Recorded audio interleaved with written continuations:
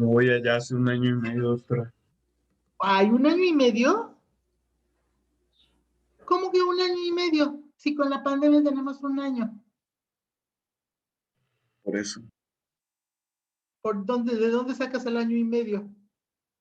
O sea, hace un año y medio que no veo a mi familia. ¿Estás aquí en Gómez?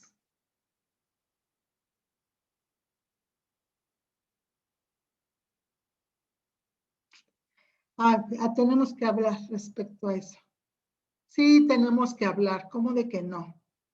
O sea, regresemos a la relatoría. Lilibet, por favor, empieza con tu relato. Bueno, buen día. El día 27 de marzo se comenzó hablando del síndrome prevacacional porque pues, ya iban a empezar las vacaciones y ya casi todos queríamos tener vacaciones. Ay, yo quiero que ya sigan. Ya quiero terminar este semestre. Igual. Sí, entonces, y aún seguimos con ese síndrome. Sí, definitivamente. Bueno, después la doctora nos pidió comenzar con la clase y le pidió a Mario que proyectara unas diapositivas que la doctora le compartió previamente. A lo que nuestra compañera Fátima comentó que había que leer la relatoría de la clase anterior. Luego se comenzó con la exposición de las diapositivas por parte de la doctora. Se empezó hablando con la verdad en la población contra los resultados en el estudio y se puso el ejemplo de la vacunación contra la COVID-19. Después se siguió comentando lo que es una hipótesis y cómo se construye, así como el objetivo de la hipótesis, lo cual se constituye de 4 puntos, que es la variable independiente, la dependiente, la dirección y la magnitud. Y bueno, después se dieron unos ejemplos de hipótesis y luego se terminó con el ejemplo de la teoría de la relatividad con la manzana y Newton. Y ya después se comentó todo lo visto, que todo lo visto en la clase se iba a quedar como una reflexión para el regreso de vacaciones y no como una tarea, y se nos deseó unas felices vacaciones. Muy bien, Lilibet. O sea que todo estuvo perfecto la última clase. Muy bien. Este, mm, bueno, vamos a terminar con la presentación porque si no nos vamos a seguir atrasando con este aspecto y luego vamos a ver si volvemos a esta parte de la tarea porque es importante que vayan adelantando de manera conjunta con esto, dado que entiendo que el último equipo que falta también ya tiene preparada su presentación. Entonces, para que no estemos parados en el mismo muelle, vamos a continuar con la parte del protocolo. Continuamos con esto de pareamiento. Buenos días a todos. Bueno, antes de iniciar de lleno con lo que es el pareamiento, pues vamos a ver lo que es una variable confusora, ya que aquí pues la vamos a mencionar. Entonces, una variable confusora es una variable extraña, la cual va a enmascarar de una forma total o potencial lo que es el efecto real de la exposición en estudio. Y pues dentro de las variables confusoras tenemos que puede ser un factor de riesgo para una enfermedad, independientemente del factor del estudio. Entonces, ahora sí, pasando a lo que es el pareamiento, pues esta va a ser una estrategia de selección de controles, la cual va a tener como propósito que los sujetos sean de una forma muy semejantes, tanto como sea posible, a los casos pues, que se seleccionaron. Y pues todo esto respecto a las variables que potencialmente pueden tener un efecto confusor en la relación entre la exposición y el resultado. Un ejemplo de estos pues que yo había visto era en el caso de casos y controles abordado hacia la endometriosis, y en este caso el pareamiento se hacía acorde a la edad, debido a que la endometriosis pues está relacionada con la edad, pero a su vez pues también con otras exposiciones y enfermedades, pero la edad se convertía en un factor confusor, y la solución para esto pues era parear en base a la edad. Y pues los factores de pareamiento, estos deben de ser importantes en el desarrollo de la enfermedad, pero no en la exposición que se está investigando, debido a que si se hace en base a la exposición, vamos a ocasionar sobrepareamiento que es lo que vamos a ver en la siguiente diapositiva. Le das a la siguiente, por favor. Y pues en este caso el sobrepareamiento ocurre cuando el pareamiento se lleva a cabo utilizando una variable que está asociada con la exposición y no con el evento, que es como les mencioné. Y pues también otra desventaja es que una vez que se realiza el pareamiento de variables específicas, pues ya no pueden ser medidas ni analizadas en el estudio. Le das a la siguiente, por favor. Y pues también vamos a tener dos formas de hacer el pareamiento de casos y controles, el cual puede ser pareamiento individual y pareamiento grupal.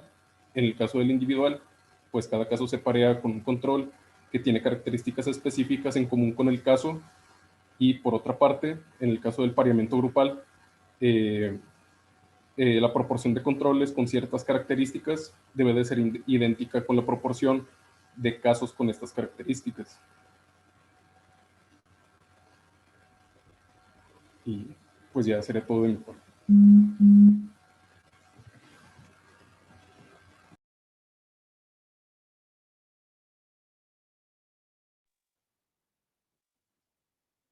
Como lo explicó Hugo, me parece claro, pero no sé si para el resto del grupo está claro qué es el pareamiento, qué es el sobrepareamiento, cuáles son las ventajas del pareamiento y cuáles son las desventajas del sobrepareamiento.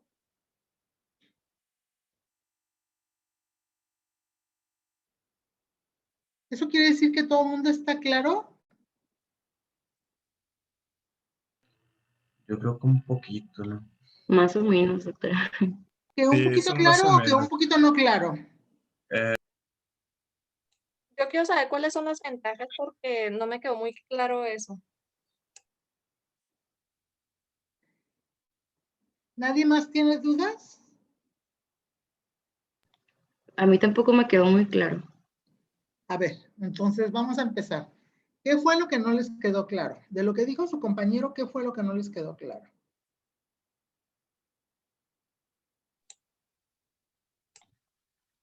Igual que Nancy, yo digo que las ventajas y desventajas de pareamiento y esto.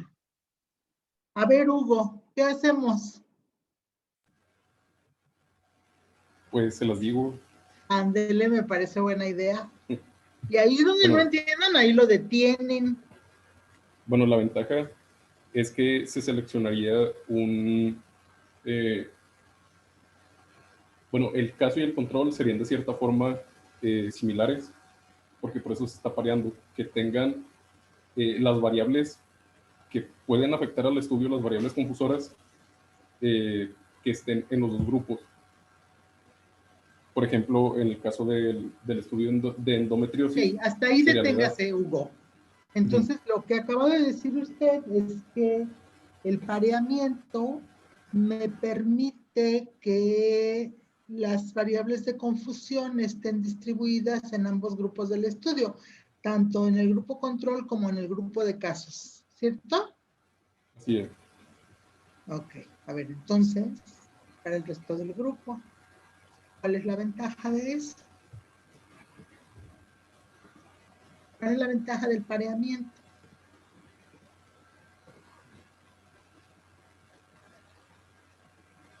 ¿Quién me está levantando la mano, Ramiro? ¿No? Tengo una manita levantada. ¿De quién es?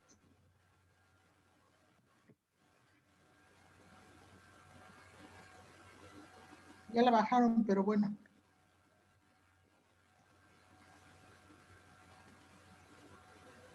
¿Cuál sería la ventaja?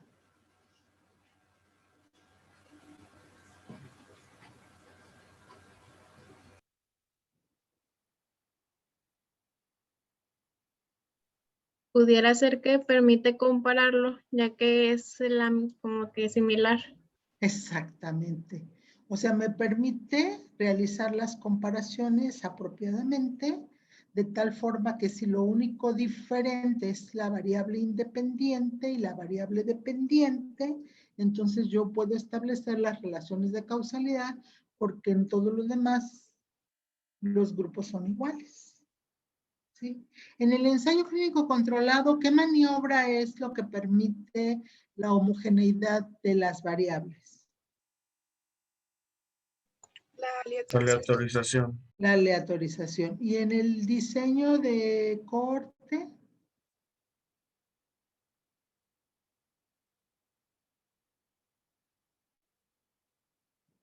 ¿cuál es la maniobra?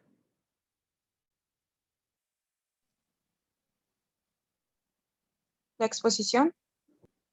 La exposición es la característica que define al estudio de corte, pero no es la maniobra que me permite tener homogéneos los dos grupos. De hecho, uno es expuesto y el otro es no expuesto. ¿Cómo logro en el grupo de corte que los grupos expuestos y no expuestos sean iguales, excepto en la exposición?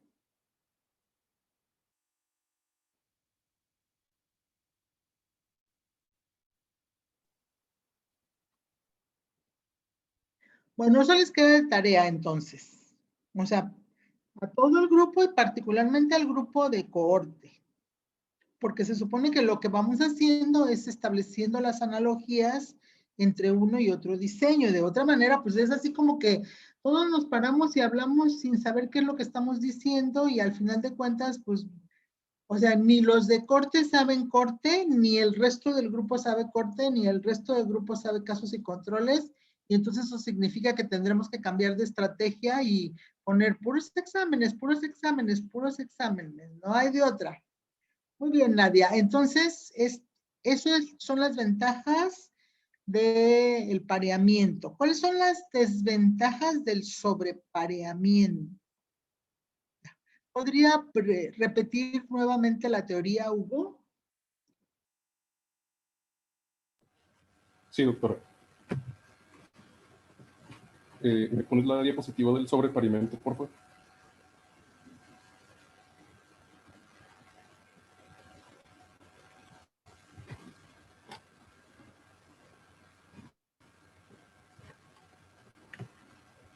Bueno, en el sobrepareamiento, este va a ser cuando se lleva a cabo utilizando que está asociada con la exposición y no con el evento.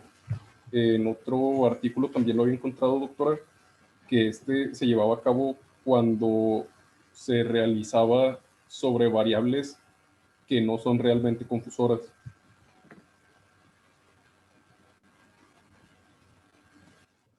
Yo oí muy mal a Hugo. ¿Ustedes lo oyeron bien? ¿Será mi conexión nada más? Sí, se escuchó como que muy rápido. Sí, sí, O sea, ¿verdad? A ver, Hugo, ¿nos puedes hacer favor de hablar un poco más lento? Sí, doctora. Bueno, Gracias. es cuando el pareamiento se lleva a cabo utilizando una variable asociada a la exposición y no con el evento.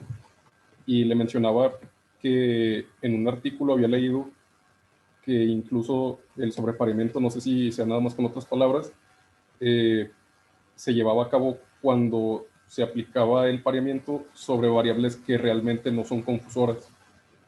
Ok.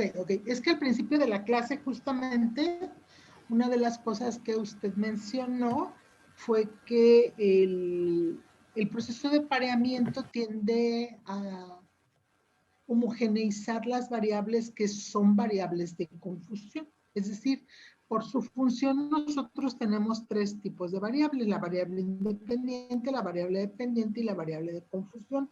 La variable independiente es la causa, la variable dependiente es el resultado y la variable de confusión es aquella que puede afectar los resultados de la independiente, de la dependiente, de ambas, y que pueden ser conocida o desconocida. Esa es su definición.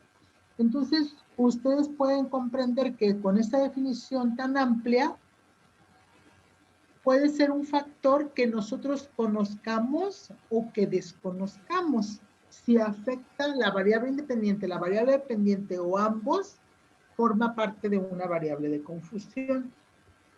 Entonces, estrictamente hablando, en el proceso de emparejamiento, lo que tratamos es de hacer que los sujetos compartan las mismas características de las variables de confusión para que justamente las tengamos controladas y no ejerzan un efecto sobre el evento o sobre la causa y que no lo podamos controlar. O sea, la manera de controlar las variables de confusión es agregándolas en el otro grupo para que de esa manera sean exactamente iguales.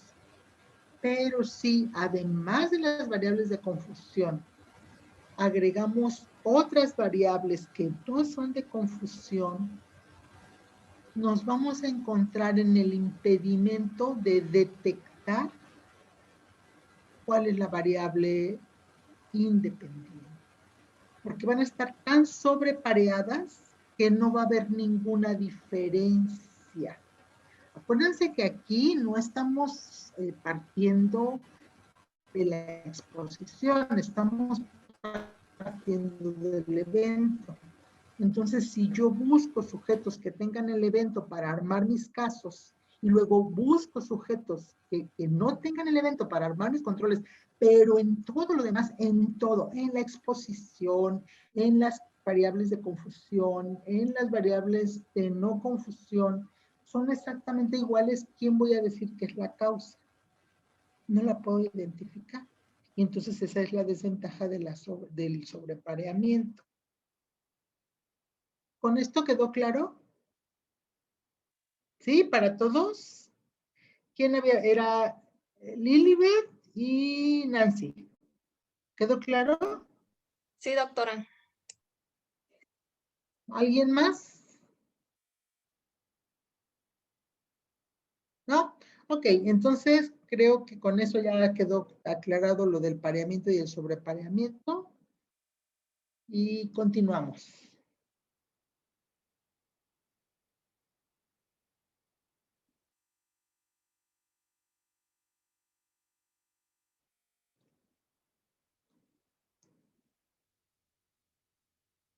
¿Quién sigue?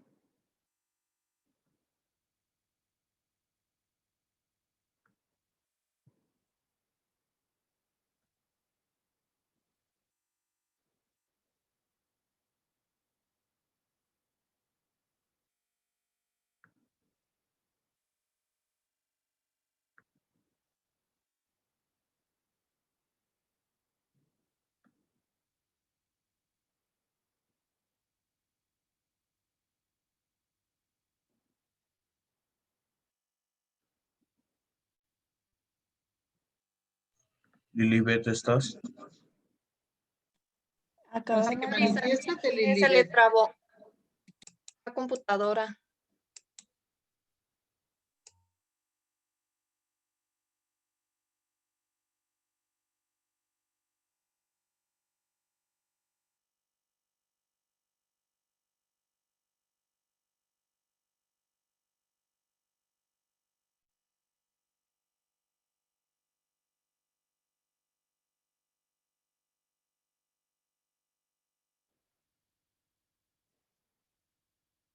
¿Alguien más del equipo que quiere salvar la situación, que pueda salvar la situación?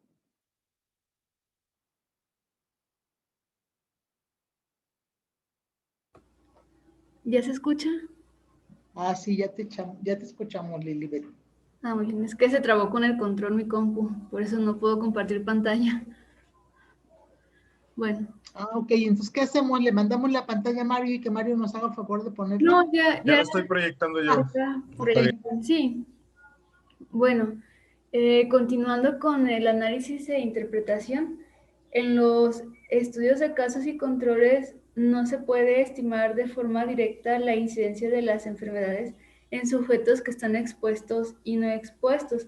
Y esto es porque los individuos se seleccionan de acuerdo a si hay presencia o hay ausencia de un evento de estudio y no por la exposición que tengan. Y bueno, por esta razón, la razón de ventajas o los productos cruzados o de oportunidad relativa, que se abrevia como RM, se utiliza como un estimador y esto permite medir la asociación entre una exposición y la enfermedad. ¿Le das a la siguiente, por favor? Y bueno, a diferencia del análisis sin apareamiento, bueno, este se da cuando el evento ya ocurrió y se medirá el antecedente que hubo de exposición, ¿sí? Entonces, se calcula de acuerdo a la exposición común en los casos y los controles. Y esto es porque se compara la posibilidad de la ocurrencia de un evento con la posibilidad de que no ocurra en las mismas condiciones en cada uno de los grupos que hay. Y bueno, le das a la siguiente, por favor. Y bueno, la razón de momios. Bueno, la interpretación de los resultados es la siguiente. Si RM es igual a 1, la exposición no se asocia con el evento o la enfermedad. Y si la RM es menor de 1, la exposición sí se asocia de manera inversa con el evento. Esto es porque la exposición disminuye la posibilidad de desarrollar un evento. Y bueno, y si la RM es mayor de 1, la exposición se encuentra asociada de forma positiva con el evento. Esto se refiere a que es un estimador que permite... perdón. Sí. Bueno, le das a la siguiente, por favor. Análisis con... Bueno, en el análisis con parámetros... Lilibet, ¿qué dijo? ¿Que es un estimador que permite qué cosa? ¿En cuál? Perdón. Ah, no, que me había confundido. Ah, ok. Sí. Sí, no, eso ya no era. Me confundí con el anterior. A ver, de cualquier manera, regrésame de su diapositiva. A ver, fíjense en la fórmula, ¿sí? Dice que la razón de momios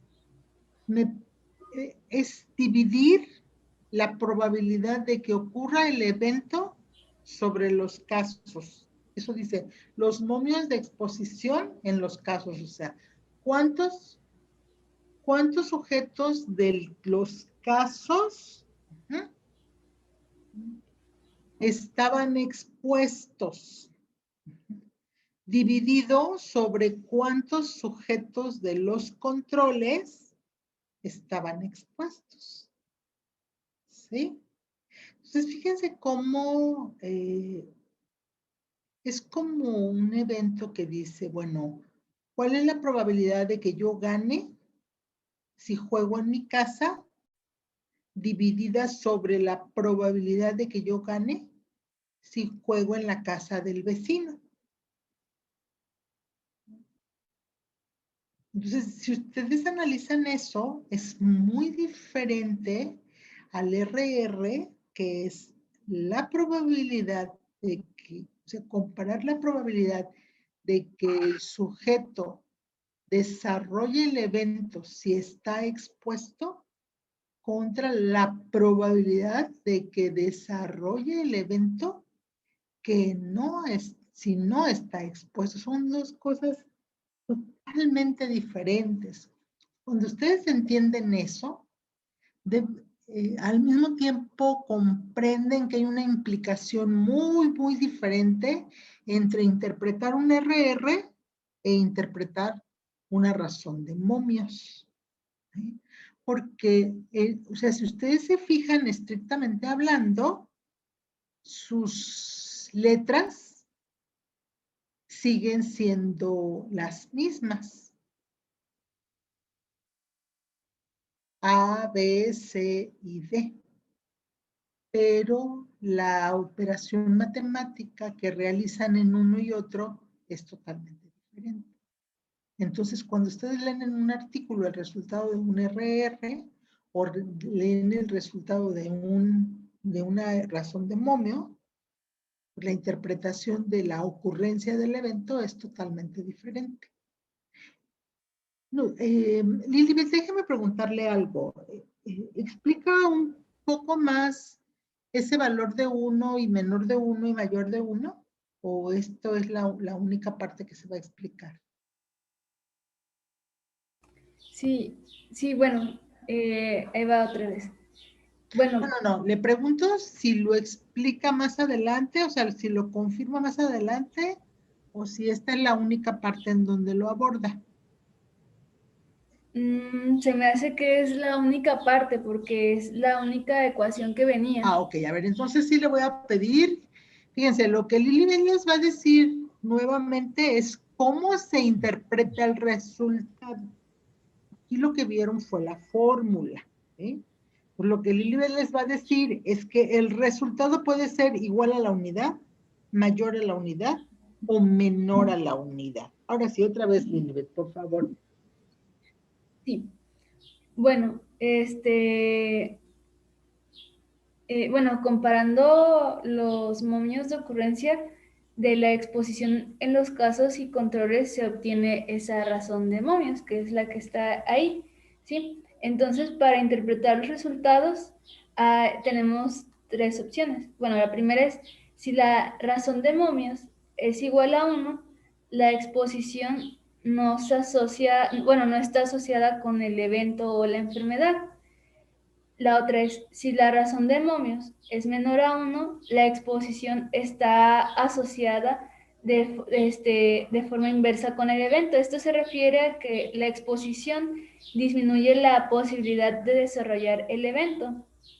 Y la otra es, si la razón de momios es mayor a 1, la exposición está asociada de forma positiva con el evento. Y esto se refiere a que la exposición aumenta la posibilidad de desarrollar el evento. Y bueno, también viene, pero cuando la razón de momios tiene un valor por encima del valor 1, o sea, 1, aquí los intervalos de A ver, entonces confianza espérame, deténgase ahí. Lo primero es que yo debo entender que voy a interpretar dos cosas. Primero, el valor bruto de la razón de momios, que puede ser 1, y si es 1, eso significa que ¿qué? Si es 1, es cuando la exposición no se asocia con el evento o la enfermedad. Entonces, cuando mi resultado es la unidad, no encuentro una asociación. Y luego mi resultado puede ser mayor a la unidad. Cuando es mayor a la unidad, quiere decir 1.1, 1.2, 1.3, 1.5, 2, 3, 4 y etc. ¿Qué significa? Que ahí sí está asociada la exposición con el evento. ¿Sí? Y cuando el valor es menor a la unidad, eso quiere decir 0.99, 0.98, 0.75, 0.70, 0.5, ¿qué significa? Que la exposición disminuye la posibilidad de que se desarrolle el evento. Entonces, en términos brutos, uno podría decir que cuando existe un resultado de valor de la unidad, no existe una asociación entre esas dos variables que estamos midiendo, la variable independiente y la variable dependiente. Que lo mismo da si ustedes se exponen o se dejan de exponer para el desarrollo de ese evento. En el caso de que el valor sea mayor a la unidad, eso significa que la exposición incrementa el riesgo de desarrollar el evento. Y en el caso de que el resultado sea menor a la unidad, eso significa que la exposición disminuye el riesgo o protege. Son riesgos protectores, son exposiciones protectoras para el desarrollo de un evento. ¿Sí? La lectura técnica es exactamente igual en el RR que en el OR o razón de momios. Si el valor es igual a la unidad, eso significa que da lo mismo estar expuesto o no expuesto. Es decir, ¿cómo leo esto? Es, por ejemplo, que para desarrollar cáncer de pulmón, aquellos sujetos que fuman tienen un OR de 2 Eso significa que estos sujetos tienen incrementado el riesgo de desarrollar cáncer de pulmón debido a la exposición, que en este caso fue el tabaquismo. Para disminuir el riesgo de infarto de miocardio, el RR calculado es de 0.9 en el caso de la actividad física. Eso significa que los sujetos que realizan actividad física tienen una disminución del riesgo de desarrollar infarto comparado con los sujetos que no tienen actividad física. ¿Sí? Entonces, hasta ahí quedó claro, muchachos, qué significa el tener un RR elevado o tener un RR o un OR elevado o un OR disminuido. ¿Ahí queda claro eso? Sí, doctora. Ok, entonces la siguiente pregunta sería, si yo tengo un RR de 1, cuando evalúo el riesgo de desarrollar una tendinitis y la exposición es comer aguacates, ¿cómo interpreto eso? Que la ingesta de aguacates, ¿qué cosa? Cuando el resultado es la unidad. No tiene asociación con el desarrollo de tendinitis. O sea que usted puede comer aguacates o no comerlos si no le gustan y su riesgo de sufrir tendinitis no sufre ningún cambio. ¿De acuerdo? Y eso es para la interpretación de un RR y de un OR. A ver, y luego Lilibet va a tratar de explicarnos lo que serían los intervalos de confianza. Y vamos a, ¿tiene alguna diapositiva matemática? O sea, ¿tiene una diapositiva con los valores, Lilibet? No, porque no venían los valores, era más, es puro texto en sí lo que venía. ¿Y quiere poderlo explicar? Pues puedo tratar. Ándele, trate. Me parece muy bien. Ya, o sea, y si no lo logra, entonces va a estar tarea para todo el grupo, ¿de acuerdo? Sí. Okay. A ver, entonces lo primero que yo querría saber es qué son los intervalos de confianza. Bueno, Doctora, Mándeme. ay, perdón, es que me entró una duda ahorita que decíamos de los valores. ¿Puede haber una situación en la que dé 0?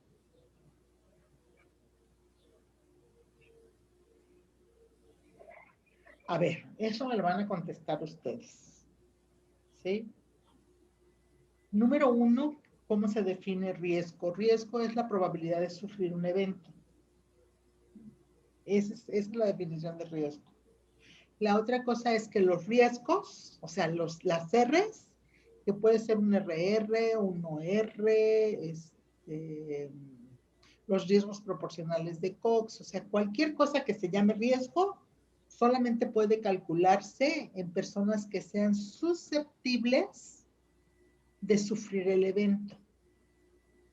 Si el sujeto no es susceptible de sufrir el evento, entonces nunca debe estar en el denominador.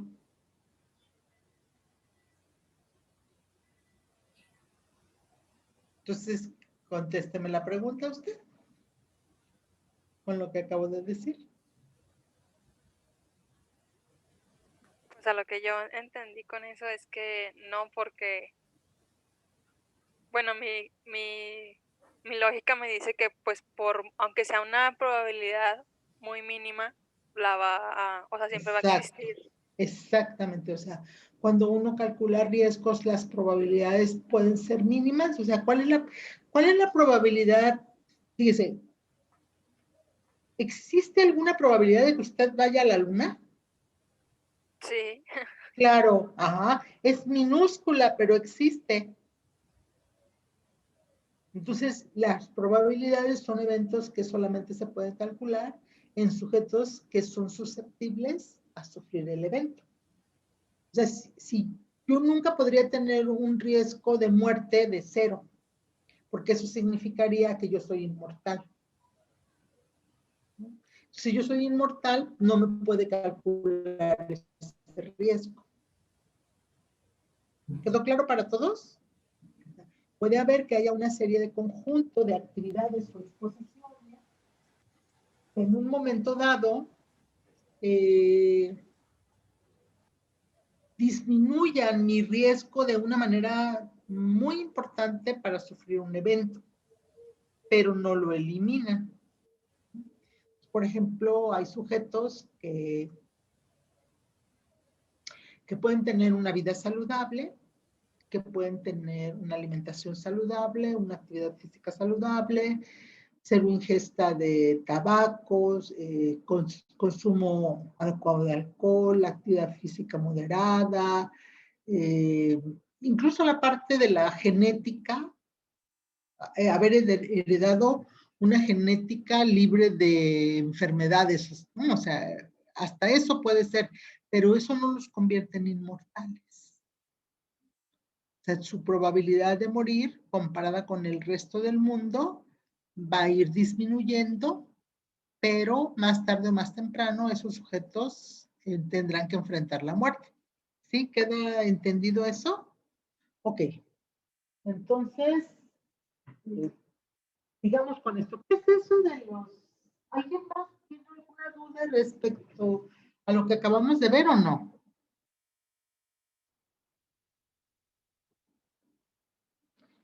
¿Todos? ¿Todos entendieron? O sea que ya puedo poner en mi examen las interpretaciones del RR y el OR y todo el mundo va a tener 10. Eso me parece excelente. Déjenme anotar aquí.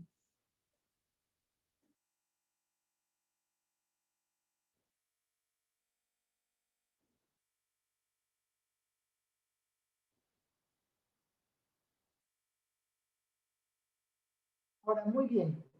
Sigamos con eso. ¿Qué es eso de los intervalos de confianza? Esto se da cuando la razón de momios... No oigo, no oigo. No sé si los demás oyen, pero yo no oigo. Se escucha muy poquito. ¿Ya se escucha? No, todavía no. ¿Ya se escucha?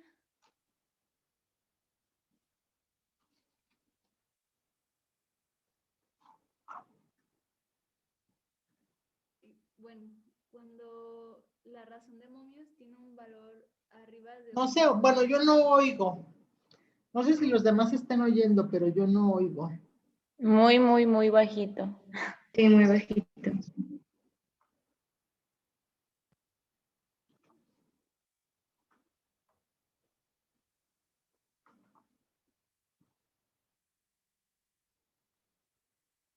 ¿Se escucha mejor? No.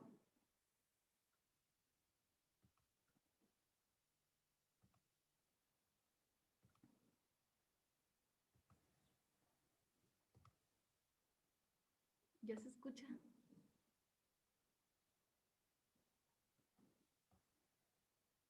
Es que sí te escuchas, pero el volumen es muy bajo. Ah, muy bien. Yo pensé que no se escuchaba. No, de hecho, creo que la mayoría de nosotros no te escuchamos. Apenas el murmullo, ni siquiera muy bajo.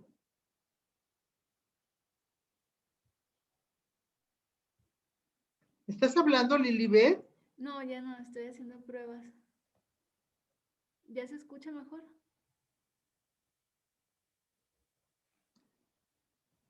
Pues No, ahora se sí sigue muy bajo, como escuchando bajito. dijera Mario.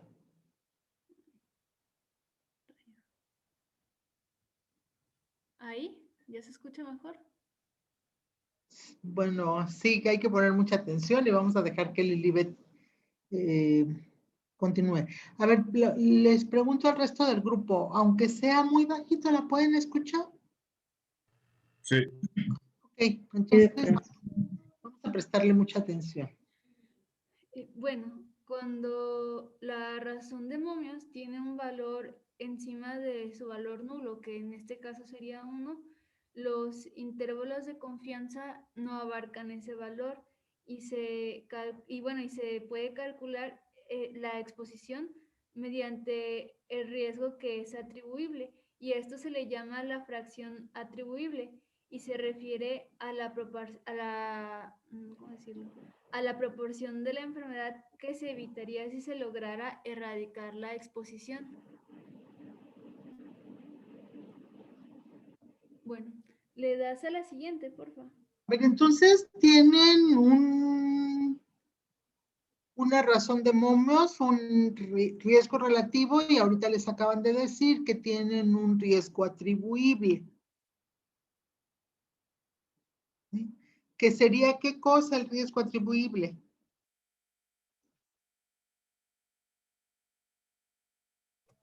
Sería si la enfermedad se evitaría si se erradica la exposición. O sea, es la fracción de la enfermedad que puede erradicarse en caso de poder eliminar de manera completa la exposición. ¿Sí? O sea, vamos a suponer que hay niños que se mueren por parásitos, y si yo llegara a eliminar todas las parasitorsis, esa sería, los niños que no se mueran por parásitos sería el riesgo atribuible a la exposición. ¿Sí? Hay una parte que se llama también riesgo atribuible a la enfermedad, pero ahorita, bueno, nos quedamos con eso. A ver, ¿qué más? ¿Qué más tiene para ofertarnos? En el análisis con pareamiento individual, aquí el diseño de los estudios de casos y controles considera el pareamiento individual por algún factor de confusión. Y bueno, aquí la razón de momios pareada, que lleva se abrevia RM y una P en diminutivo, se calcula tomando en cuenta las parejas de los casos de los casos expuestos y de los controles no expuestos. Y estos se dividen entre las parejas con casos no expuestos y controles expuestos.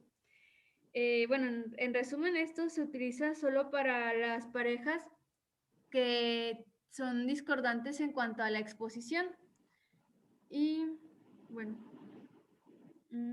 el cálculo de la razón de momios, se da por los pares discordantes y porque los pares en los que el caso y control estuvieron expuestos, o bien cuando ambos no estuvieron expuestos y no contribuyen con información sobre la posible asociación entre la exposición y la enfermedad.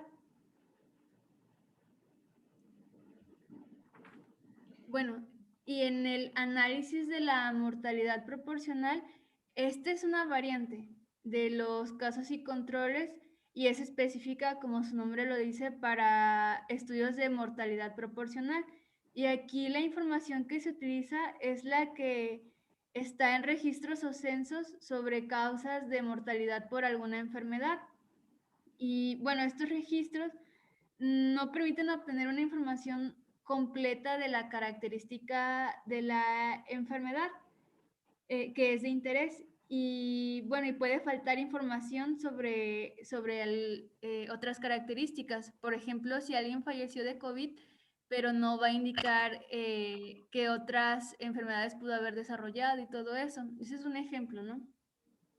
Y bueno, entonces cuando no se cuenta con la información, lo más apropiado es realizar un estudio de mortalidad proporcional, y aquí se debe de calcular la razón de momios de la mortalidad proporcional, y la abreviación es RM y en diminutivo una MP.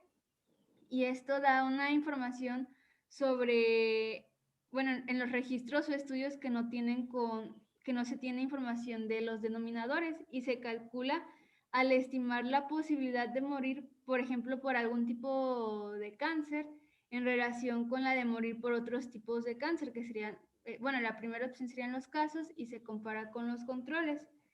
Y esto se da en grupos expuestos de la población y se compara con grupos no expuestos de la misma población. A ver, hasta ahí deténgase. Ya pasamos a otro capítulo, no hemos visto lo que teníamos que ver, pero vamos a detenernos ¿Qué es una proporción? Yo quiero saber qué es una proporción.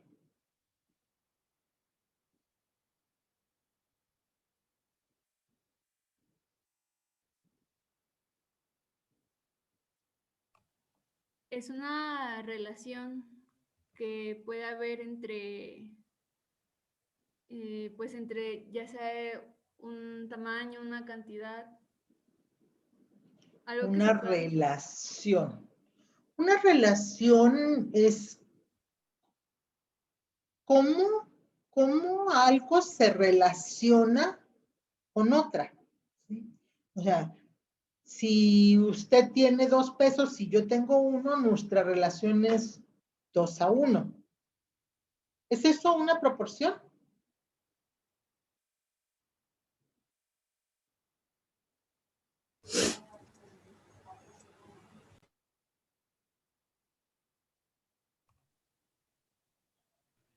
Es que proporción como tal se refiere a una relación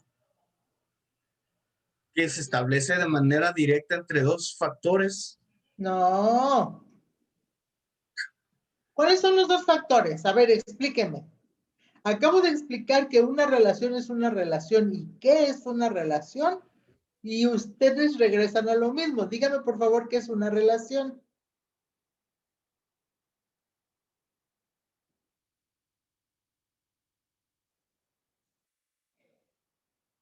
A ver, déjenme preguntarles. ¿Tienen una relación con su mamá? Son 2 cosas diferentes, ¿cierto? O sea, una variable es su mamá y otra variable son ustedes. ¿Sí?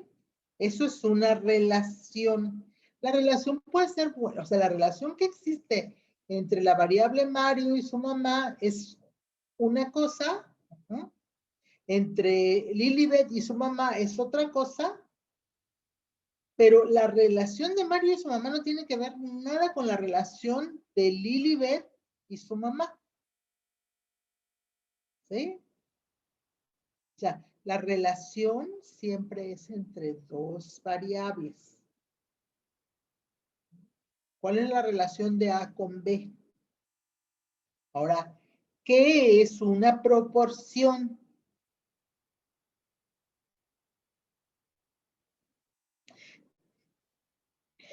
Vamos a suponer que yo tengo una naranja. Y de esa naranja la partí en cuartos. Los voy a mandar a ver los capítulos de Aprendiendo en Casa de los niños de primaria, ¿eh? Porque ahí nos explican proporciones. ¿Podría ser como una fracción, doctora? O sea, Fracción, Una parte de algo. fracción o proporción, ¿sí? O sea, eso es fracción o proporción. Entonces, ¿qué es una fracción o proporción? pues la proporción sería tener ya el cociente entre pues el numerador y el denominador. Por ejemplo, Sí, exactamente. Ahí sí hay una relación, la relación entre el numerador y el denominador. Pero, ¿qué es una proporción? A ver. Pues es el resultado de lo que dijo Nancy, ¿no? Sí, es el resultado, claro que es el resultado, pero si yo les pregunto, ¿qué es una proporción? Y les digo, ¿es el resultado de lo que dijo Nancy? Pues a ver qué me contestan en el examen. A ver, vamos a regresar con las naranjas. ¿Sí? Yo tengo una naranja. ¿Sí? Y esa naranja la repartí en 4 partes iguales. La partí en 4 partes iguales. Y si tomo una de esas 4 partes, ¿qué proporción tengo? un cuarto. Un cuarto. Un cuarto No, o 125%. ándele, o 0.25 o 25% si lo expreso en porcentaje. ¿Sí? Entonces, ya quedó claro que es una proporción. Ahora defínenla. ¿Qué es una proporción? Es el cociente que puede ser, que se No puede me expresar digan que es también el como Es una cociente. parte o fracción de porcentaje. algo. Es Punto. una porción de un parte de total. un todo, exactamente, es la parte de un todo. Una ¿Sí? parte de una unidad. Es exactamente. Entonces, por ejemplo, aquí cuando dice análisis de mortalidad proporcional, el entero es la mortalidad. ¿Sí? Y la parte proporcional, le estaba diciendo Lilibet, que es cuál es de las muertes de cáncer, cuál es la proporción que ocurre de muertes por cáncer de mama, de muertes por cáncer de hígado, de muertes de cáncer por pulmón, ¿sí? Y eso es lo que estaba diciendo Lilibet, ¿quedó claro? Ahora, en el caso del análisis con pareamiento individual, pues fíjense que aquí lo que se hace es estar haciendo una comparación de un caso con un control o del grupo de casos contra el grupo de controles.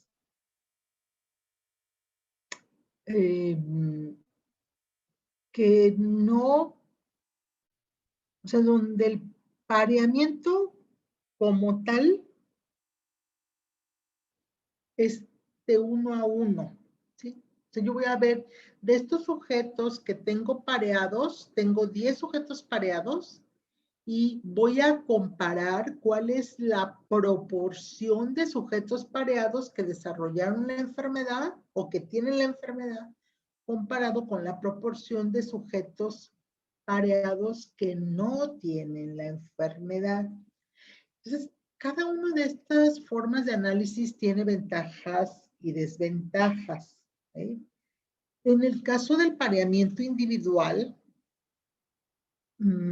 puede ser que por mero azar yo haya dejado de parear o haya sobrepareado con el efecto de la exposición o de las variables de confusión. Entonces, no es algo, o sea, esto puede sobrealimentar el resultado o lo puede disminuir de una manera equivocada. Y lo mismo pasa con el análisis de mortalidad proporcional. O sea, los cálculos son reales en cuanto a la proporción de sujetos que mueren de cáncer de pulmón, de cáncer de útero, de cáncer de vejiga, de cáncer de hígado. Las proporciones son reales, pero el valor de la exposición puede estar sobrevalorado o subvalorado. O sea, uno tiene que entender eso para no creer, por eso este diseño de casos y controles se vuelve complicado en su interpretación, porque los resultados, aunque tienen una base y son reales obtenidos, o sea, no se dice mentiras, ¿cuál es la probabilidad de que yo haya registrado a todos los sujetos de cáncer de pulmón? Puede ser que yo ponga en el certificado de muerte causa de muerte e insuficiencia respiratoria, causa de muerte, y las otras 3 causas todavía no me estén mencionando el factor de la exposición. ¿Sí comprenden esa parte? Y porque uno debe ser muy cauteloso con las estadísticas vitales. Bueno, esa es una parte. Ahora, una vez que entendimos lo que son las partes proporcionales y que su análisis puede dar origen a algunas fallas, creo que podemos continuar. Así que, ¿qué más tiene que ofertarnos Lilibet? Perdón, no escuché. Que si ya terminó o que si tiene algo más que decirnos. Sí, me queda solo una. O sea, ya me imagino que yo estoy habla y ustedes ya están danzando la manzanilla por otro lado, ¿verdad? No, es que mi computadora está fallando desde hace rato. Ah, ok, sale. Muy bien, Lilibet. Entonces, ¿tiene algo más que comentarnos? Sí, en la siguiente diapo. Bueno, ya son las conclusiones del tema. Ok. Y bueno, lo importante de todo esto es que al tener, bueno, a lo largo del tema se describieron diversas variantes de los diseños de casos y controles. Y lo importante es cuál se va a elegir de acuerdo a la hipótesis de estudio, a la exposición, al tipo de evento y al tipo de información que se disponga. Okay. Y todo esto, bueno, y también la manera en la que trabaja la persona investigadora, ¿no? Su criterio, su imaginación, ¿no? Y bueno, esto va a permitir plantear un estudio de diseño y dar una respuesta válida a la pregunta de investigación. Además, si las variables en el estudio son dependientes del tiempo o los diseños de los estudios anidados pueden ser ideales. Y cuando se tiene una posibilidad de evaluar una exposición de riesgo inusual previa a algún evento, se puede utilizar un estudio de caso a caso, o cuando se dispone de registros poblacionales de alguna enfermedad, puede ser mejor los estudios de mortalidad proporcional. Entonces, los estudios de casos y controles, así como otros estudios observacionales, están sujetos de acuerdo a la acción de diferentes sesgos. Y bueno, el objetivo principal para saber cuál escoger es apoyar las relaciones causa-efecto que tendrían que ser verificadas por medio de otros estudios analíticos que tienen mayor poder en la escala de causalidad. Y eso sería todo.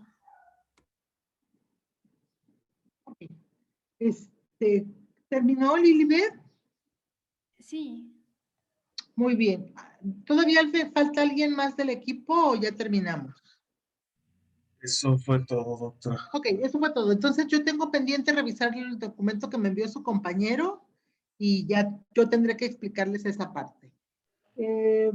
La tarea para el grupo es, por favor, que me digan qué son los intervalos de confianza. ¿Sí? O sea, todo el grupo tiene que buscar la definición de intervalos de confianza. Antes de que empecemos con el estudio de encuesta, quisiera hacerles una pregunta y es, ¿quiénes de ustedes antes de llegar a esta materia habían leído un artículo de medicina?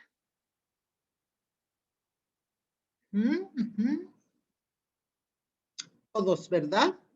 ¿Qué diseño? ¿Qué diseño estaban usando?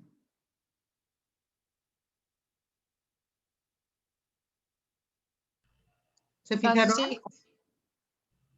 La mayoría de las veces, ECA. La mayoría de las veces ECA. Eso sí es que está cayendo de sorpresa para mí. Digo, estaba cayendo de sorpresa para mí porque la mayor parte de los artículos en la literatura no son ensayos clínicos, son estudios observacionales, ¿sí? Pero la pregunta tiene que ver con lo que han aprendido hasta este momento, ¿sí? Pues la primera pregunta es, o sea, no estoy diciendo que no le creo, Ramiro, no estoy diciendo que es imposible, lo que estoy diciendo es que dada la cantidad de estudios que hay en la literatura, son muy pocos los ensayos clínicos controlados, ¿sí? Porque acuérdense que los ensayos clínicos controlados lo que pretenden es comparar dos maniobras. Entonces, en la actualidad, sí se desarrollan muchos medicamentos, muchos medicamentos. De hecho, por ejemplo, con las enfermedades crónicas degenerativas, como es la diabetes, la hipertensión, la dislipidemia, esas generan un amplio campo de estudio a nivel experimental y requiere que los tratamientos sean comparados con los tratamientos estándar. La razón por la que me sorprende que a estas alturas estén leyendo ensayos clínicos controlados es que no están todavía en el área clínica. Cuando uno empieza a leer esos artículos, de ver qué tratamiento funciona mejor que otro. Esa es una cosa. La otra, no quiere decir que no crea yo que no los haya leído. Lo que digo es que está adelantándose mucho, ¿sí? Lo segundo es que lo habitual cuando uno no ha leído sobre esto de los diseños epidemiológicos es que uno no le preste atención al diseño de estudio, ¿sí? O sea, yo he leído muchos artículos y no me he fijado cuál es el diseño epidemiológico que se está diciendo. De hecho, esa parte de la metodología se la saltan. O sea, agarran la introducción, se saltan la metodología, se saltan los resultados y se van hasta la discusión.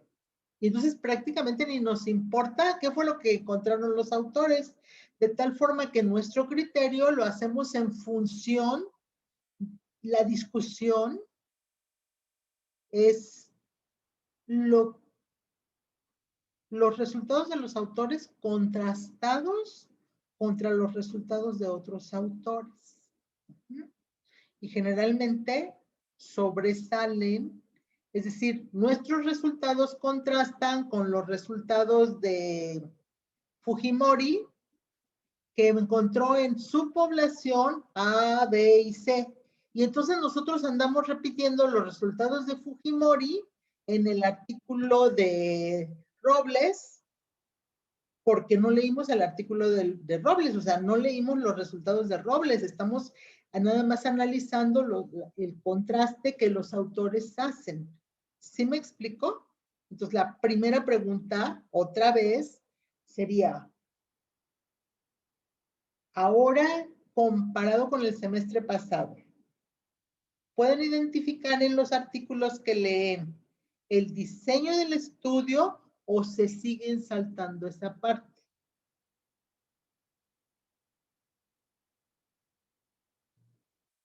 ¿Tienes cerrado el micrófono, Ramiro? No, nada, yo no dije nada. ¿Alguien quiere comentar algo o no? Porque casi todos levantaron su manita para decir, yo he leído un artículo. En algunos artículos sí me salto y nada más voy a la información que estoy buscando, doctor. Ok, a ver, entonces, su tarea, Alejandra, de hoy en adelante es no saltarse la metodología y leer el diseño de estudio que están usando los autores. Porque si no, no tiene ningún sentido que estemos aquí martirizándonos ustedes y yo. Bueno, yo principalmente martirizándome con ustedes. ¿Sí? A ver, entonces la segunda pregunta es, si ahora tuvieran que buscar en la literatura un diseño, un artículo con un diseño en particular, ¿cuál buscarían de primera mano? Yo buscaría de corte. Sí. Buscaría de corte. Ahorita me dice por qué. ¿Alguien más?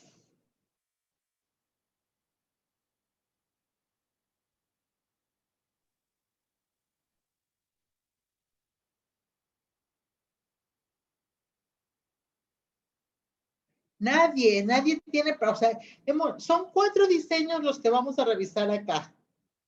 Hemos revisado 3. Y de esos 3, solamente Alejandra tiene predilección por la corte. Tal vez encuesta porque es como el más común, o al menos el que yo he visto más frecuentemente en los artículos.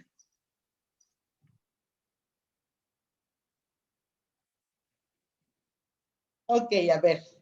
Lisette quiere el diseño de encuesta porque es el que más ha visto en la literatura. ¿Alguien más? Yo creo que casos y controles. Una, por apoyar el diseño que me tocó, y 2, porque, o sea, ya viéndolo cómo se desarrolla un diseño de casos y controles, la verdad es que creo que tiene mucho para ofrecer. Ok.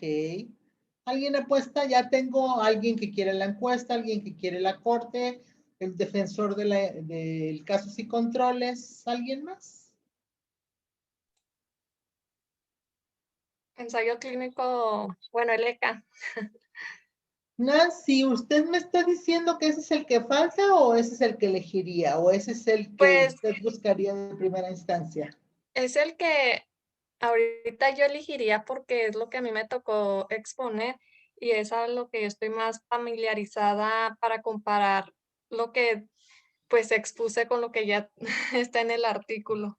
No, ¿qué les pasa? Hagan de cuenta. Miren, voy a poner un ejemplo muy burdo.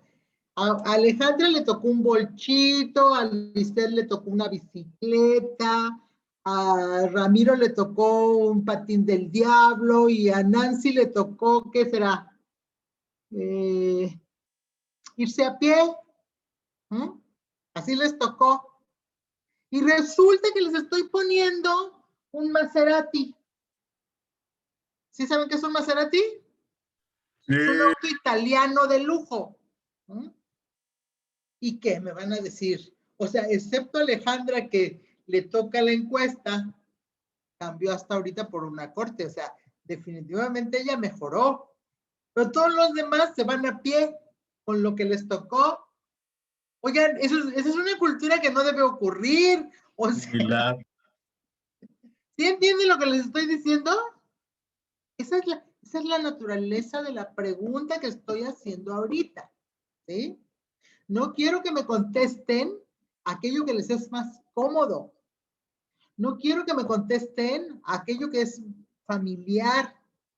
No quiero que me contesten aquello que es común. Les estoy pidiendo que hagan un análisis de cuál sería, de acuerdo a lo que hemos visto hasta ahorita, el diseño que les ofrece mejores ventajas para probar las relaciones de causalidad, ¿sí?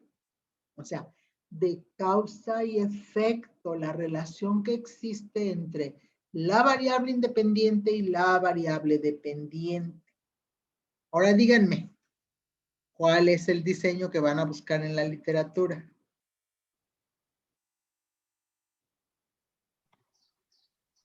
Corte. Corte. Alejandra y Lisette ya se juntaron y van a buscar la corte. ¿Alguien más? Yo buscaría el ECA. Diana buscaría el ECA. Ajá, ¿alguien más? Yo también me iría por el ECA. Yo la corte. Ok, a ver, entonces, para los defensores de la corte, ¿por qué buscarían la corte? Porque los sujetos de estudio se seleccionan en la población que tiene la exposición de interés. Y bueno, eso es algo que a mí me interesa estudiar. Por ejemplo, la depresión en estudiantes, ahí son poblaciones de una ocupación y tienes una exposición. Entonces, esos son temas que a mí me gustaría ver. Por eso siento que la cohorte sería muy bueno para ello. Ok, a ver, ¿alguien más de los de la corte? Que diga, a mí me gusta la corte por esto.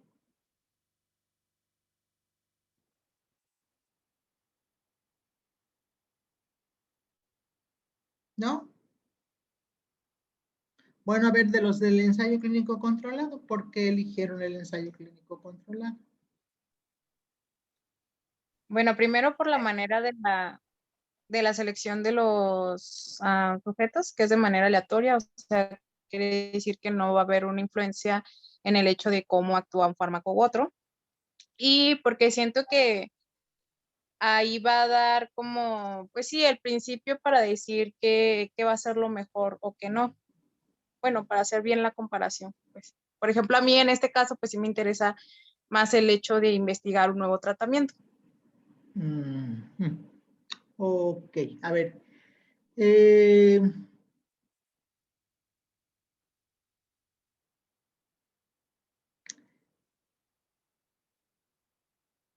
Dos equipos rápidamente. O sea, ya todos están de acuerdo que el ensayo clínico controlado y la corte son los mejores diseños sabidos y por haber. ¿Sí? Entonces, dos equipos rápidamente. El equipo de la corte y el equipo del ensayo clínico controlado.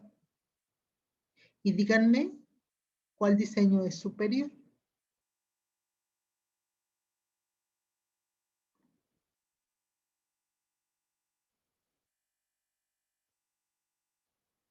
Pues ninguno. Ambos tienen pues sus ventajas, sus desventajas, sus beneficios y todo. Sí son diferentes. No, creo que haya punto de comparación, o sea, para comparar de que pues cuál es mejor y cuál es peor. Muchos, bueno, yo he leído, doctora, que muchos se van por el hecho de los observacionales porque ahí no crean un ambiente, o sea, no crean como pues en sí a lo que, o sea, hacen que todo fluya de manera pues como es, natural, por así decirlo, y en el ECA se le da más a que el investigador o pues sí, el que está haciendo el estudio crea pues sí, o sea, ambiente, no es como que lo deja de manera...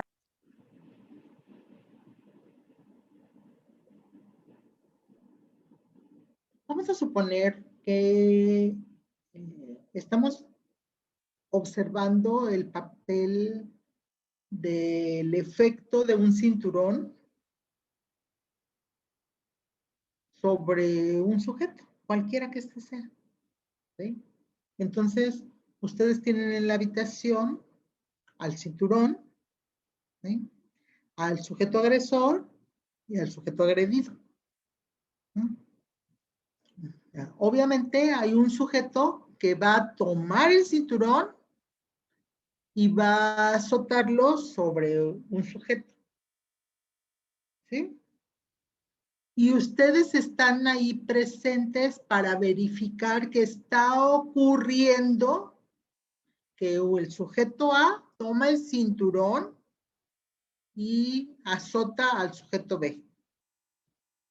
Y por otro lado, está el cinturón, está el que ustedes suponen que es el agresor y el sujeto que ustedes suponen que es el agredido.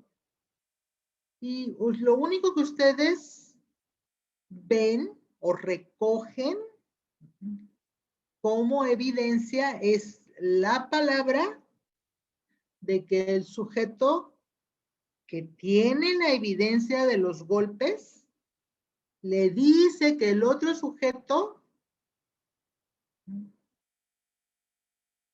tiene, o sea, lo golpeó. ¿Ustedes creerían eso? Pues de hecho eso en circunstancias de una corte, o sea, judicial, vaya, es evidencia únicamente circunstancial, no procede.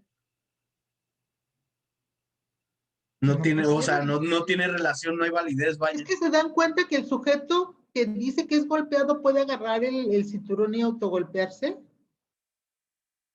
Pero en cambio, si ustedes están verificando, o sea, eso es la exposición. O sea, si ustedes están viendo al sujeto que lo está golpeando y aparece la lesión, o sea, si cada vez que ustedes ven a ese sujeto tomar el cinturón y azotarlo contra el otro, aparece la lesión, necesitan más evidencia.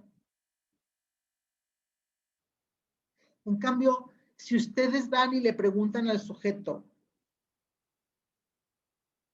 tú te expusiste, tú te pegaste, él te pegó, o están observando la exposición, ahí está el cinturón, pero ustedes no lo ven, no ven que alguien lo toma y lo azota sobre el otro sujeto. ¿Sí? ¿Cómo pueden decir que no hay una evidencia? Es decir, ¿quién es la variable independiente? En este ejemplo burdo, terriblemente burdo que acabamos de poner, ¿quién es la variable independiente? Pues los cinturonazos, no, o sea, el acto los cinturonazos. Ajá, o sea, el cinturón como tal, no es porque el cinturón se va a agarrar solito, no, o sea, no, eso no puede ser, ¿no? Pero estrictamente hablando, el medicamento tampoco se agarra solito y se introduce. O sea, la maniobra hay que ejecutarla. Entonces, si yo quiero mostrar, o sea, esta clase se trata de demostrar las relaciones causales, la causa y el efecto. ¿Sí? Entonces, si yo lo que quiero es demostrar la relación causal que existe entre dos variables, ¿cuál sería el mejor diseño para probar la relación causal? Corte. Sería el ECA, ¿no? Porque el ECA es Sería el controlado. ECA, porque ECA. ustedes están manipulando la variable independiente. No hay otro, doctores. O sea, no hay otro.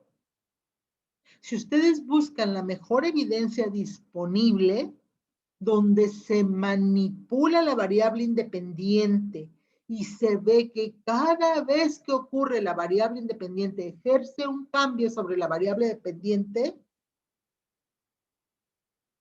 pues no hay dudas.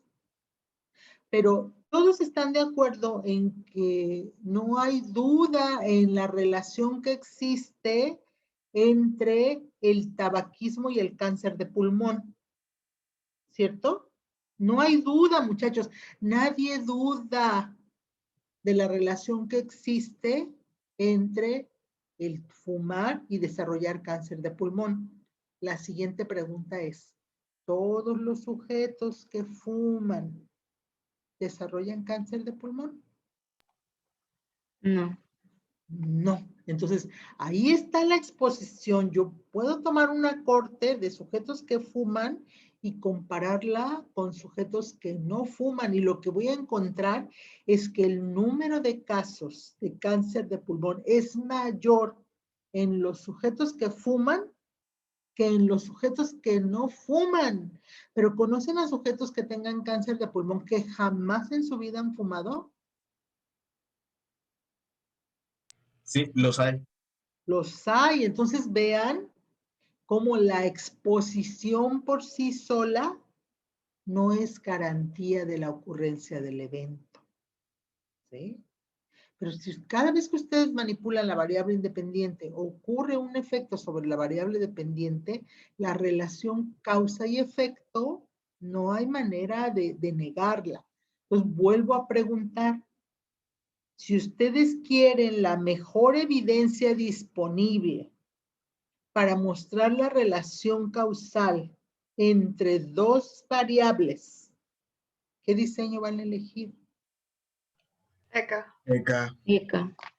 Pero sin duda alguna, no hay de otra. Ahora, no me acuerdo quién fue que me decía, es que tienen ventajas y desventajas. Sí, claro, tienen ventajas y desventajas. Pero, ¿qué características deben seguir los diseños epidemiológicos para poder demostrar la evidencia o la relación causal? ¿Qué características, a qué reglas, a qué principios se deben ceñir los diseños epidemiológicos para mostrar las relaciones causales?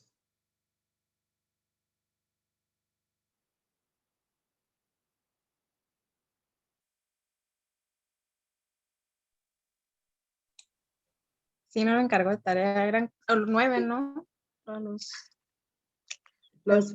Hay algunos autores que agrupan un par de ellos. Sí. ¿Cómo se llaman esos? Tienes cerrado el micrófono, Ramiro. Tengo el nombre en la punta de la lengua. Los principios de Bradford Hill. Los principios de Bradford Hill. Entonces, la tarea es que ustedes me digan cuáles son los principios. Fíjense, el equipo del ensayo clínico va a decirme cuáles son los principios de Bradford que sigue ese diseño. Los de la corte me van a decir cuáles son los principios que sigue y los de casos y controles me van a decir cuáles son los principios que siguen. Porque cuando ustedes entiendan eso, realmente les quedaría muy claro el saber por qué decimos, y es que esta clase yo la empecé diciéndole, tenemos dos clasificaciones de los diseños epidemiológicos. Esta es la clasificación que ustedes tienen que aprenderse y conocer porque es la que se sigue en México. Y luego, esta es la clasificación que yo quiero que se aprendan, porque no solamente es la más fácil, es la que más me gusta, es la que me permite encontrar la diferencia entre los estudios observacionales y experimentales. Y también recuerdo haberles rezado que los estudios experimentales son más fuertes en la cadena de causalidad que los observacionales. Entonces, en la cadena de causalidad, el ensayo clínico controlado es un estudio experimental. Y la corte, el casos y controles, el caso, la encuesta, todos son estudios observacionales. Entonces, el primer principio que no siguen todos los observacionales es precisamente la manipulación de la variable independiente, que en los principios de Bradford-Hill tiene un nombre específico y eso es lo que ustedes van a relacionar. ¿Sí? Ok, a ver, entonces, unos minutos nada más para... ¿Sí ya quedó claro a dónde queríamos llegar con esto? Entonces, cuando ustedes buscan en la literatura, el primer diseño que van a buscar es el ensayo clínico controlado. Y si no existe, ¿cuál van a buscar? La corte. La corte, ajá. Y si no existiera ningún estudio de corte, ¿cuál? Casos y controles. El casos y controles, ajá, o el caso, cualquiera de ellos. En ese orden, en esa prioridad. Luego, metodológicamente, ¿ustedes han aprendido qué características tiene un ensayo clínico controlado, sí o no?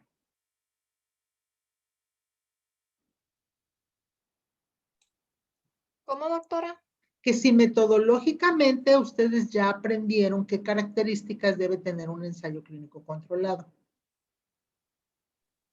Pues, no sé si se refiere a que tiene que ser aleatorio, o sea, también el tipo de... Aleatorio, doble ciego, el tipo de controlado. blindaje. Ajá. ¿Sí? ¿Ya aprendió eso, Nancy? Pues más o menos. Bueno, ok. Eso significa que si usted toma un artículo cuyo diseño epidemiológico es un ensayo clínico controlado, tiene que verificar que todas estas características se encuentren. ¿Sí?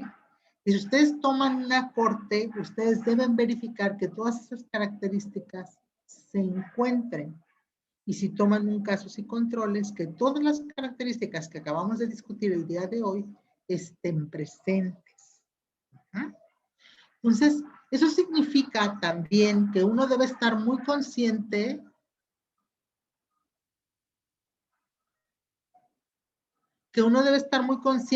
de cuáles son los resultados que yo puedo obtener de un ensayo clínico controlado. Porque imagínense si tengo un ensayo clínico controlado y luego se empiezan a calcular razones de momios. No hay ninguna razón para en un estudio de ensayo clínico controlado. A ver, espérenme, no entiendo por qué este perrerío. Espérenme un momento, por favor.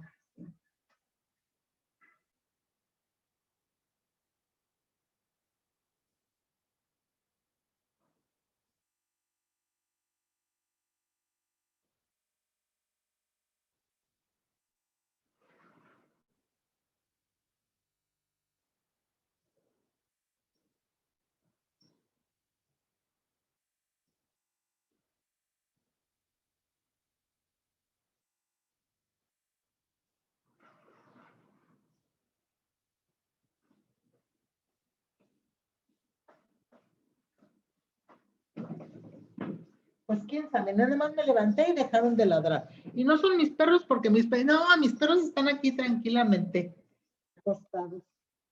Ni se inmutan siquiera para unirse a la jauría de ladridos.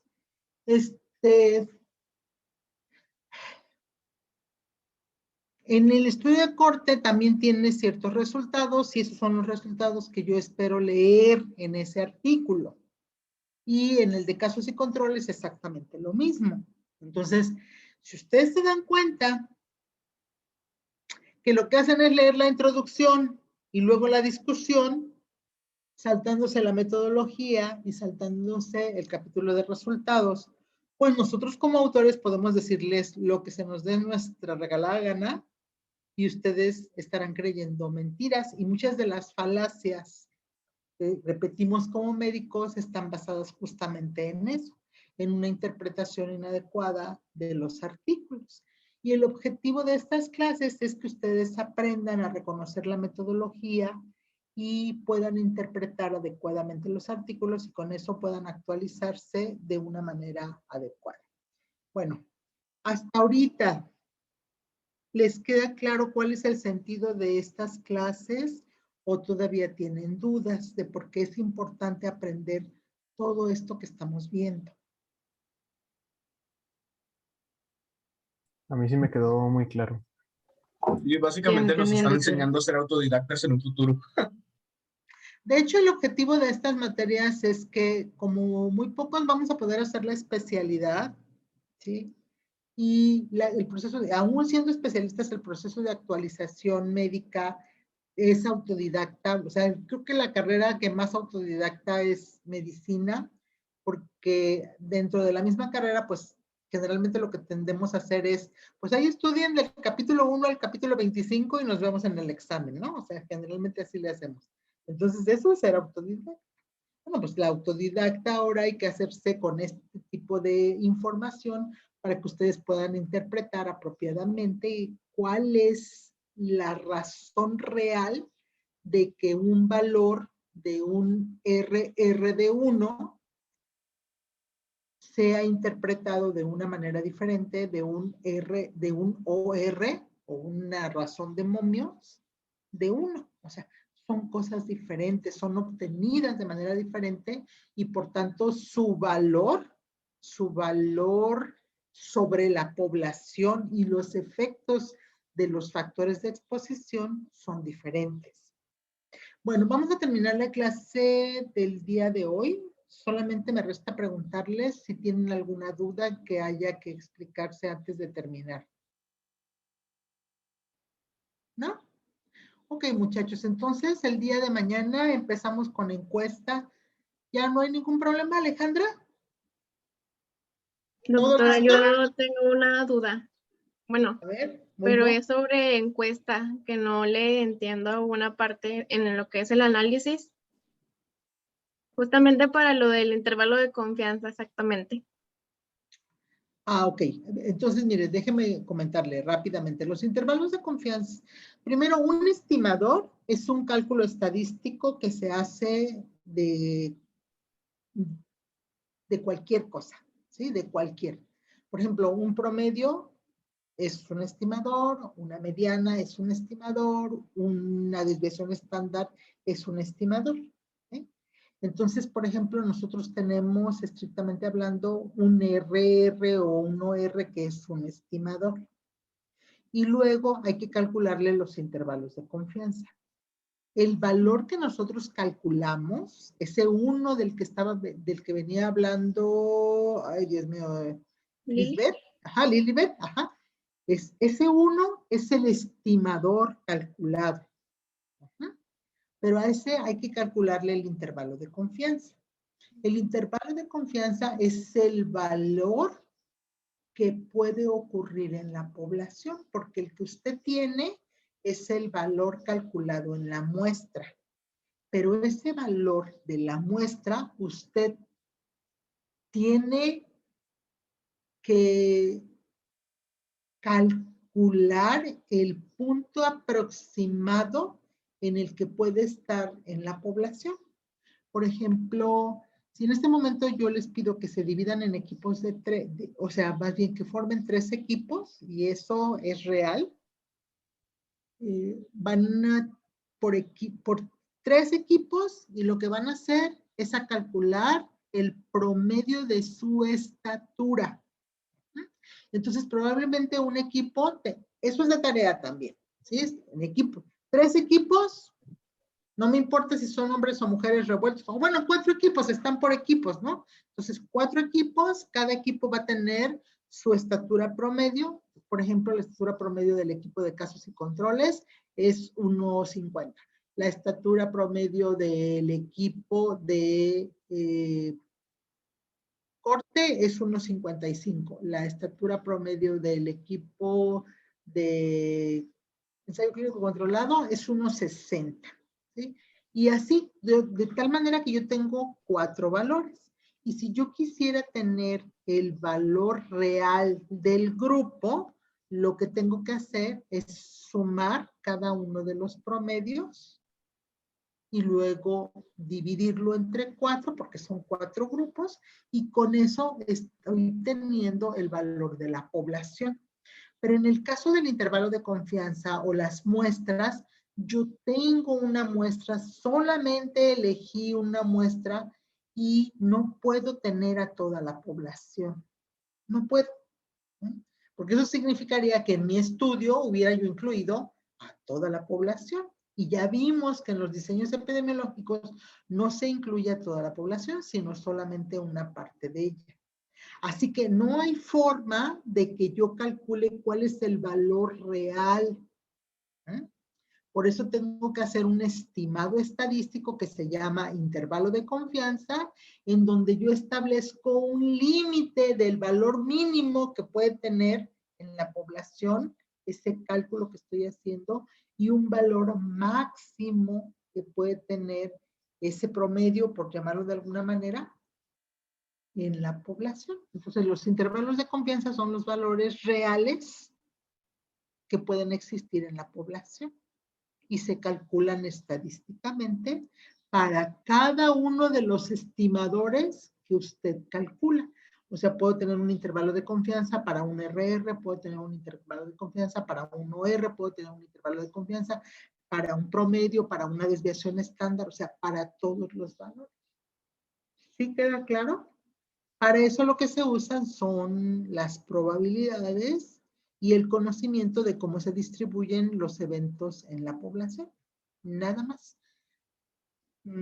¿Fue Nadia? ¿Fue usted Nadia quien me preguntó eso? Sí, ok, con esto más o menos se le aclaró qué es lo que tiene que hacer. ¿O? Pues más o menos, es que a mí me tocó un ejemplo. Entonces, el momento en que yo quería sacar el intervalo, o sea, me sale el inferior, pero no el superior. Entonces, no sé de dónde. Le sale el límite inferior, pero el límite no le sale... inferior. Ajá. Porque viene una ecuación en el libro tal cual. O sea, el intervalo de confianza que va a sacar, ¿de qué es? ¿De qué estimador?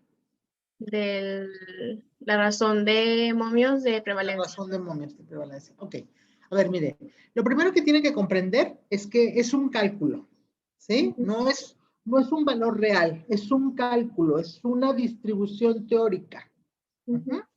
Y la distribución teórica de esto se basa en que una curva de distribución tiene una mitad positiva y una mitad negativa. Entonces, para que usted calcule el límite inferior, lo que hace es restar ese valor. O sea, usted hace un cálculo y lo resta. Y para calcular el límite superior, ese valor, en vez de restarlo, debe sumarlo. Generalmente al valor central, que en este caso, en el caso de la distribución paramétrica, el valor central es la media, la mediana y la moda. Entonces, asumiendo eso, usted calcularía el límite inferior restando el valor que usted calculó al estimador que usted tiene, que en este caso sería el valor de 1, 1.2, 1.4. ¿Sí?